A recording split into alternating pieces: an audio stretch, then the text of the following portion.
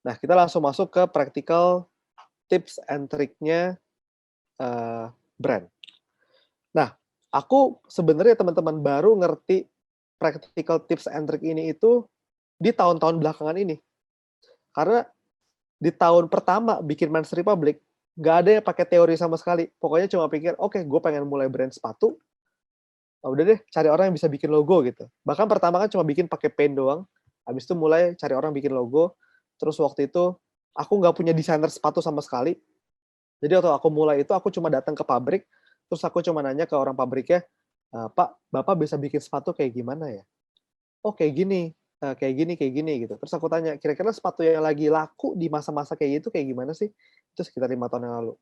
Terus orang pabriknya bilang, oh kayak gini Pak, sepatu yang lagi laku. Nah, sepatu yang lagi laku pertama kali, yang aku bikin itu waktu itu produksi itu sekitar 6 lusin, dan semua sepatu itu aku nggak suka sama sekali modelnya teman-teman. Jadi aku sendiri bilang dalam hati, aduh ini kok gue nggak ada yang suka ya sama modelnya. Cuma aku pikir, udahlah gue percaya aja deh sama pabriknya, karena si pabriknya ini kan udah bikin sepatu udah banyak banget, pasti dia nggak mungkin kasih sepatu yang jelek. Kalau nggak nanti dia nggak dapat order lagi. Akhirnya aku bikin sepatunya, dan akhirnya laku ternyata. Nah, di situ aku belajar ternyata dalam berbisnis itu, pertama kita nggak perlu idealis menjual apa yang kita suka, dalam tanda kutip. Tapi yang perlu kita idealis adalah idealis melihat market itu butuhnya apa. Bukan apa yang kita suka, tapi apa yang market suka. Karena apa yang kita suka sebagai owner, sebagai pemilik brand, kadang itu belum tentu sesuai dengan market brand kita itu seperti apa. Itu yang aku pelajarin.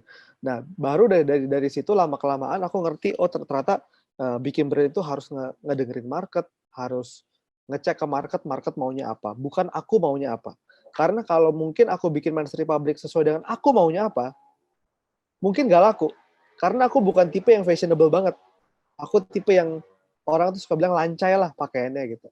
Tapi karena aku mendengarkan market maunya apa, akhirnya brandnya itu bisa jalan.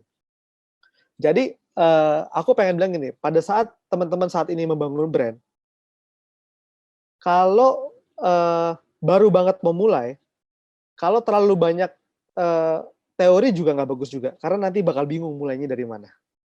Tapi yang pasti adalah seiring berjalannya waktu kita akan ngerti bahwa brand itu nggak bisa asal-asalan. Kita bisa sefanatik itu sama sebuah brand. Let's say kita bisa sefanatik sama Harley Davidson. Kita bisa fanatik banget sama Nike. Itu tuh udah didesain ternyata. Udah didesain sedemikian rupa sehingga kita benar-benar emosi kita tuh masuk banget ke Nike. Emosi kita tuh benar-benar sebegitu sukanya sama mereka. Nah ini aku ceritain ada sebuah teori namanya brand archetype yang ada di layar. Brand archetypes itu adalah ibaratnya gini, kalau brand punya kepribadian seperti apa yang mencerminkan brandnya. Contoh, mungkin mungkin ini, Risa pernah tahu ini gak, Riz? MBTI? Pernah dong, 16 personality Tahu type. ya 16 personalities ya. Kamu personalities-nya apa? Aku tuh agak repot karena aku ini nih berubah-berubah. Oh, Dari sini berubah-berubah. Soalnya yang lain semua slide-slide, tapi kayaknya yang terakhir INTP. oh sama. Nah, kita setipe. Ya aku juga INTP. Terus Galup pernah ambil gak, Riz? Ngambil juga. Oh ngambil juga. Apa top one deh? Top one-nya relator aku biasa. Oh relator. Oke, aku maximizer. Waduh, ini memang Nah, satu buat hustling nih. jadi teman-teman sama kayak orang, kayak manusia. Manusia itu punya yang namanya kepribadian. Tergantung kita mau ngecek kepribadian pakai apa. Ada banyak kan, ada golongan darah, ada MBTI, 16 personalities, ada yang pakai DISC, ada yang pakai sanguin, koleris, melankolis, dan lain-lain. Ada yang pakai Gallup, dan ada yang pakai astrologi, ada yang pakai pace gitu kan, ada banyak-banyak gitu kan. Nah, tapi kalau brand, aku pakai ada satu istilah yang dipakai buat brand, menurut aku ini paling oke sih, yaitu pakai namanya brand archetype. Jadi bedanya gini, kalau kita manusia, ini bedanya membangun branding manusia sama brandingnya merek gitu ya, atau bisnis. Kalau brand kita manusia, itu kita udah terbentuk karena keluarga, terbentuk karena lingkungan, karena sekolah. Sometimes agak susah untuk didesain dari awal.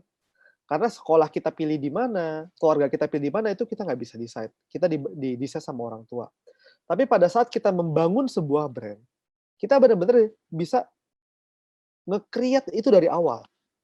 Kita pengen ngedesainnya itu dari awal tuh bisa. Nah, ini ada contoh-contoh gini, misalnya, ada brand archetypes itu ada yang namanya hero. Brand archetypes hero adalah brand archetypes yang menjadikan pemiliknya atau orang yang pakai brand itu merasa sebagai hero. Contohnya Nike. Nike itu brand archetypes hero. Jadi kalau dilihat dari semua iklan-iklannya Nike, semua iklan Nike itu adalah nge-push manusia, nge-push atlet mencapai limitnya, push the limit. Terus encourage orang untuk berani melangkah, untuk just do it. Karena itu adalah brand archetypes Nike. Pas kita ngelihat Nike, kita tuh ngerasa kayak lagi ada bendera di belakang berkobar-kobar, semangat banget. Gitu, dan orang yang udah sampai pakai Nike udah suka banget, dia tuh nggak mau pakai Adidas. Karena udah sebegitu sukanya sama Nike. Apalagi aku tuh ngikutin Nike tuh bukan ngikutin pakai produknya juga. Aku baca bukunya. Jadi aku baca buku foundernya namanya Phil Knight. Dia bikin buku namanya Shoe Dog.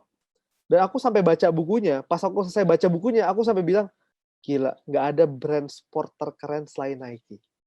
Dan sampai pas aku beli produk Nike, pas aku pakai sepatu Nike, aku tuh sampai ngerasa, gila, gue tuh udah kayak atlet. Gitu, gue berasa kayak atlet gitu. Dan aku ngerasa pas lagi lari pakai Nike itu kayak ngerasa, gila, gue atlet banget.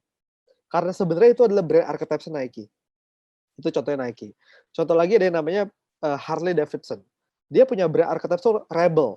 Rebel itu adalah brand yang punya kepribadian nakal dalam tanda kutip. Kayak pengen ngelawan, pengen ngubah status quo, nggak bisa diatur. Nah, itu Harley Davidson tuh. Menurut aku juga Harley Davidson itu salah satu brand yang paling keren karena orang sampai bisa pasang tato Harley Davidson. Gila, itu nggak masuk akal banget kan. Tapi it happens. Berarti kan Harley Davidson ini sampai sebegitunya. Terus ada juga yang punya, misalnya brand archetype-nya itu adalah caregiver. Caregiver itu ada contohnya legal and general. Caregiver itu adalah brand archetypes yang pas kita ngelihat brandnya itu kita ngerasa kayak deket gitu. Kayak warm banget, kayak disayang banget. Itu contohnya kayak gitu. Nanti aku akan kasih contohnya pas aku ngebikin brand kayak gimana. Tapi intinya ada yang namanya brand archetypes. Teman-teman bisa nanti googling brand archetypes dan teman-teman coba pikirin sebenarnya brand gue ini pengen dibentuknya jadi kepribadiannya kayak gimana.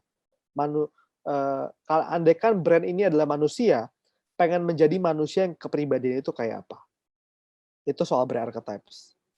Nah, ini aku kasih contoh foto Dian Sastro. Nah, maksudnya apa? Aku selalu bilang kayak gini ke tim aku di kantor. Aku selalu bilang gini, kalau misalnya konsep brand archetypes masih membingungkan, coba pakai konsep ini. Andaikan kita membangun sebuah brand, dan brand kita ini adalah manusia, kira-kira manusia siapa yang paling cocok menjadi representasi dari brand kita? Misalnya, kita punya brand fashion, sepatu, kita bilang gini, andaikan brand fashion sepatu ini adalah manusia yang paling cocok adalah Dian Sastro. Berarti, coba kita pikirin dalam-dalam, kita riset, kita tonton semua video Dian Sastro, kita cek semua sosial medianya, terus kita bayangin, Dian Sastro itu cara ngomongnya kayak gimana sih? Dia nada ngomongnya kayak gimana? Tulisannya dia gayanya seperti apa? Gaya dia berjalan kayak gimana? Gaya dia foto kayak gimana? Nanti kita bikin brand kita, copywriting-nya seperti Dian Sastro ngomong.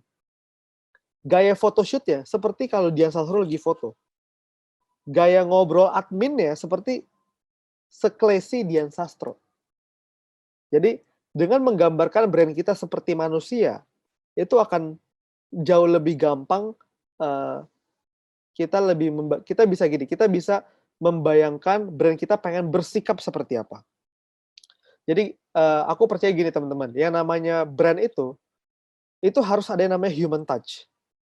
Karena tujuan dari brand itu adalah menyampaikan message kepada customer, sampai customer tuh ngerasa message ini sampai. Nah, untuk menyampaikan sebuah message, kita butuh yang namanya messenger kan. Kita butuh orang yang bisa menyampaikan. Makanya sangat mudah kalau sebuah brand itu punya brand ambassador, punya spokesperson yang bisa menyampaikan ini brand mau ngapain. Nah, kalau misalnya brand itu bersikap seperti robot atau nggak punya human touch ya, customer tuh nggak nyampe message-nya. Jadi gampangnya adalah anggaplah brand kita ini adalah manusia, dan manusia seperti apa yang mau kita ciptakan kepada brand kita. Artis seperti siapa yang pengen kita jadikan brand ambassador dan bersikaplah seperti dia. Gampangnya kayak gitu. Nah, ini aku ada kasih contoh soal eh, salah satu brand yang aku bangun. Oke, kelihatan ya?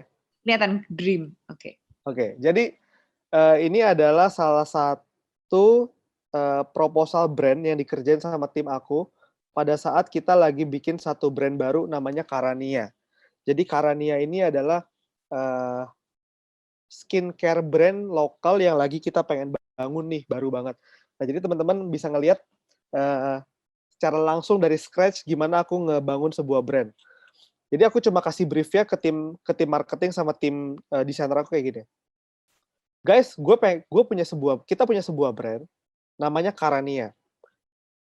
Karania ini nanti pengen jadi brand skincare yang unisex, bisa buat cewek dan cowok, tapi fokusnya lebih ke cewek. 70-80% cewek.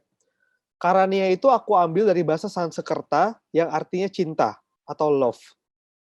Tolong buatin aku key visualnya sama brand story-nya kayak gimana. Nah, anak-anak brand aku ini udah ngerti nih maunya aku kayak gimana nih, gaya aku kayak gimana. Jadilah proposal ini. Nah, teman-teman jadi bisa lihat ya, ini proposalnya ini bentuknya kayak gimana. Oke, dream.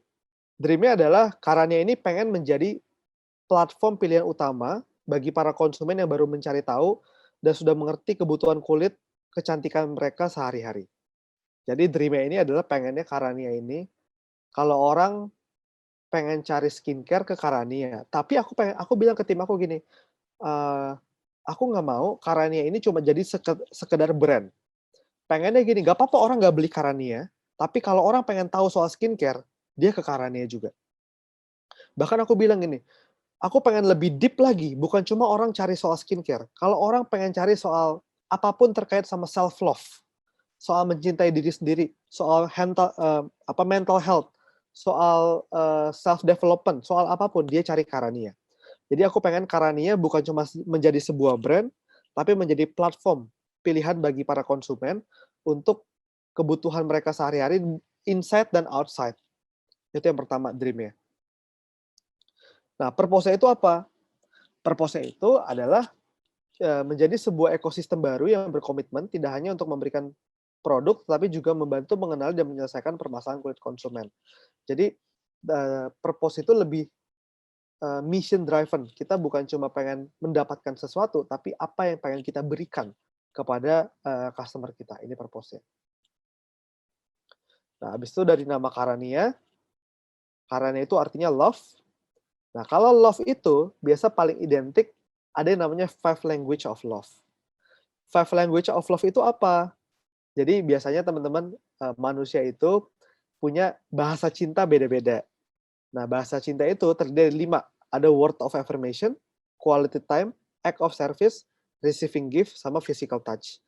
Jadi misalnya gini, kalau aku itu tipe yang punya physical punya bahasa cintanya itu adalah aku itu adalah word of affirmation sama act of service kalau aku. Tapi ada orang yang dia itu bahasa cintanya quality time. Ada yang physical touch. Nah, beda-beda. Tapi dia setiap orang itu punya bahasa cintanya masing-masing. Ini brand story-nya. Nah, dari situ kita punya value. Value kita tuh ada 3. Mencebarkan cinta, activate self-esteem, sama conscious on public matters. Spread love, karena memang nama kita pun karena itu adalah artinya love atau cinta. Activate self-esteem. Orang itu, kenapa sih teman-teman orang itu pada pakai skincare? Karena dia pengen lebih percaya diri. Dia pengen punya self-esteem yang lebih bagus.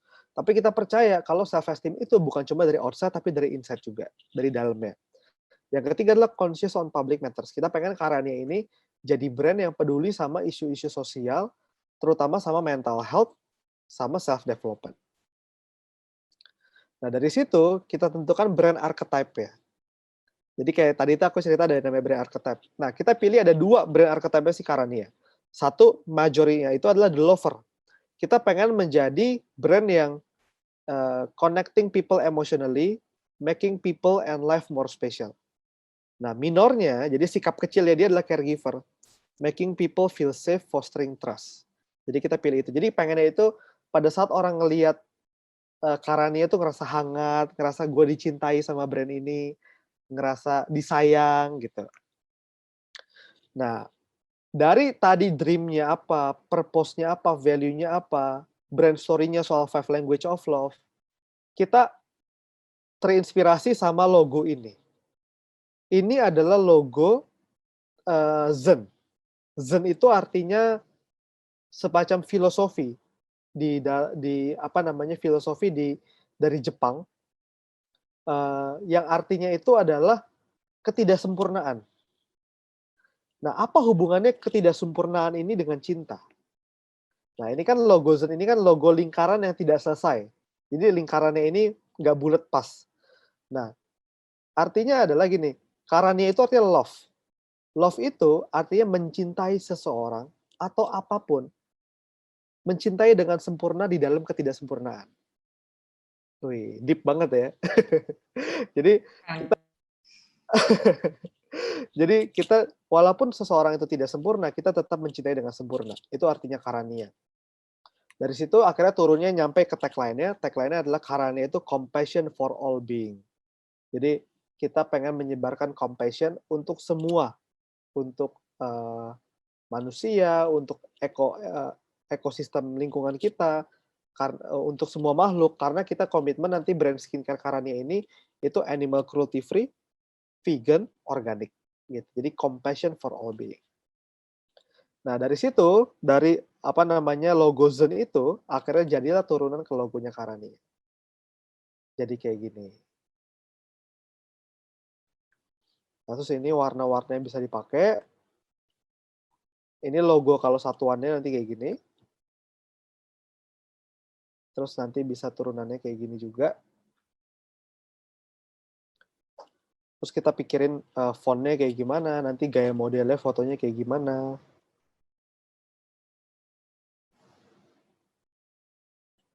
Nah, kurang lebih kayak gitu. Itu salah satu proposal brand kita di Karania. Nah, dari situ baru deh kita habis itu masuk ke dalam contohnya. Aku kasih contoh lagi keturunannya di Instagram. Nanti jadinya itu seperti apa.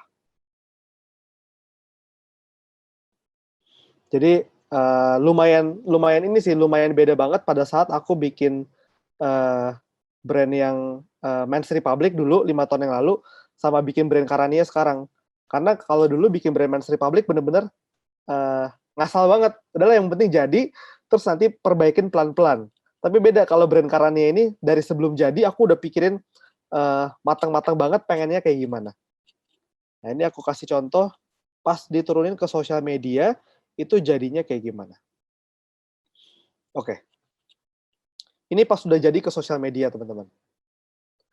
Nah, jadi dari brand guideline itu, dari proposal yang udah kita bikin, proposal itu menjadi brand guideline untuk turun ke semua sosial media kita.